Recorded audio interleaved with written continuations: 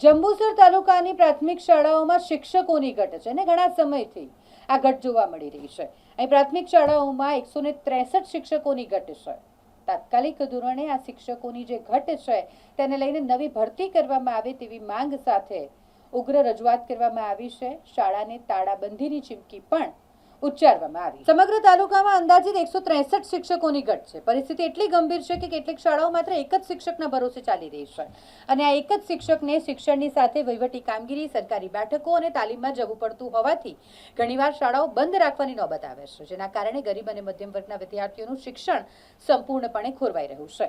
ગુણવત્તાસભર શિક્ષણના દાવાઓ વચ્ચે સર્જાયેલી આ વાસ્તવિક સ્થિતિ અંગે ગ્રામજનો અને સામાજિક આગેવાનોમાં ભારે રોષ છે। આવેદનપત્રમાં સ્પષ્ટ ચીમકી આપવામાં આવી છે કે જો આગામી 1 મહિનામાં શિક્ષકોની આ ઘટ દૂર કરવામાં નહીં આવે તો વાલીઓ અને ગ્રામજનોને સાથે રાખીને શાળાઓને તાળાબંધી કરવા સહિતના ઉગ્ર આંદોલનાત્મક કાર્યક્રમો હાથ ધરવામાં આવશે।